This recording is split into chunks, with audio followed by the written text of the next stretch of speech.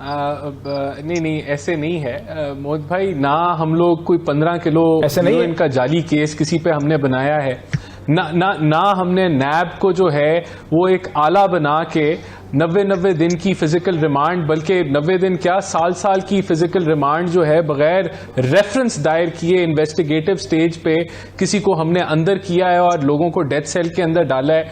ना हमने जिस तरह एक दर्जनों की तादाद में पीएमएलएन के लीडर्स को नैब के जरिए एफआईए के जरिए हरासा किया गया, कुछ हमने नहीं किया। ये जो पॉलिटिकल विक्टिमाइजेशन और पॉलिटिकल इंजीनियरिंग की कहानी है वो तो पीटीआई के दौर ने बड़ी अच्छे तरीके से लोगों ने देखी। जिस तरह वो तालपुर बीबी को जो है रात को 2 बजे घर से उठा लिया गया। अभी तो देखें what has happened is very clear कि इमरान खान साहब ने उन्होंने भरे मजमे में एक जज को तड़ी लगाई कि हम तुम्हें देख लेंगे, हम तुम्हारा बंदोबस्त कर लेंगे। फिर आईजी को कॉल करके कहा कि हम तुम्हें देख लेंगे, हम तुम्हें बंदोबस्त कर लेंगे। और इससे होता क्या है देखें, एक तो उनकी जो लाइफ है वो भी थ्रेट, आईजी को कॉल करके कहने से क्या मतलब है आपका? कर रहे हैं देखिए जिस तरीके से उनको तड़ी लगाई गई, लेकिन मेरा पॉइंट उन्होंने कहा कि आईजीपी और डीआईजी के खिलाफ हम कानूनी कार्रवाई करेंगे, ये इशारा दिया ना उन्होंने।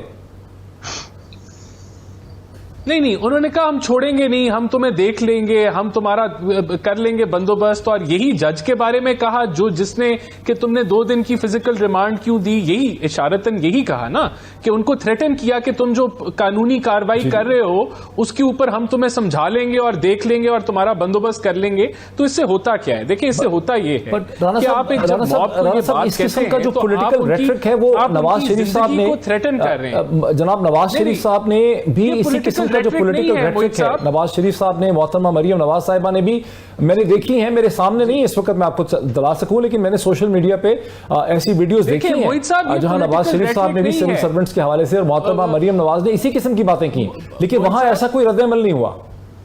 मोहित साहब ये पॉलिटिकल रेटरिक नहीं है। मदीना के अंदर जिन लोगों ने नारे लगाए उनको 8 साल और 10 साल जेल की कैद हो चुकी है, उनके पीछे पीटीआई नहीं आई। This is not a political rhetoric. ये जब आप बातें करते हैं तो ना तो आप तजलील कर रहे हैं, you are intimidating a public officer, you are. और देखिए अगर पहले किया था तो कार्रवाई करती उस वक्त की हुकूमत।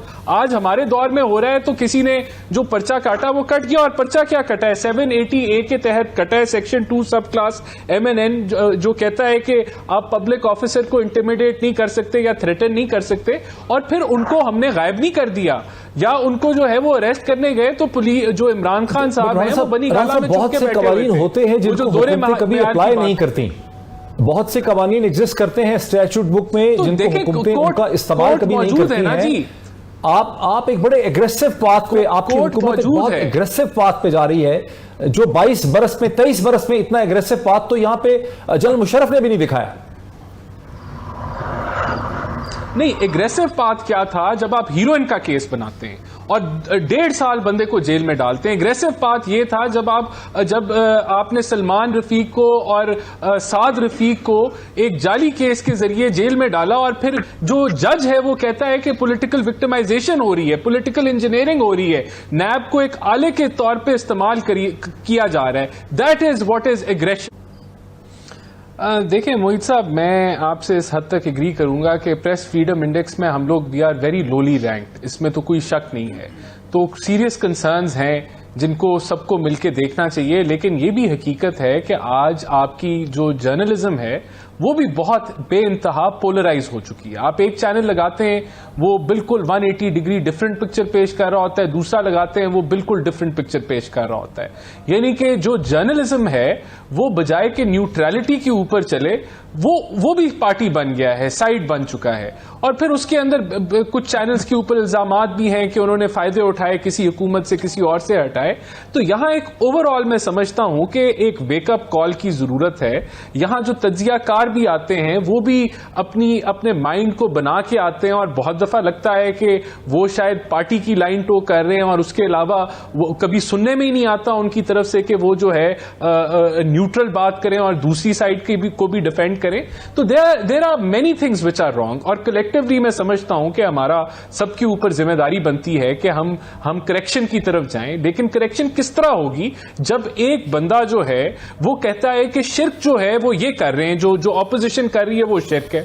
जब वो कहते हैं, जब जो पॉलिटिकल नैरेटिव या जिनको आप पॉलिटिकल रेटरिक भी कह दें वो रियलिटी बेस्ड ही ना हो, उसका कोई हकीकत से तल्लुक ही ना हो, और उसका मकसद ये हो कि आपने कीचड़ उछालना है, लोगों की इज्जतें उछालना है। मैं सिर्फ एक पॉइंट ऐड करना चाहता हूं, स्पोकन वर्ड अगेंस्ट एक्शन। देखें, डोनाल्ड ट्रंप के वो स्पोकन वर्ड्स थे जिनके नतीजे में कैपिटल हिल के ऊपर हमला हुआ।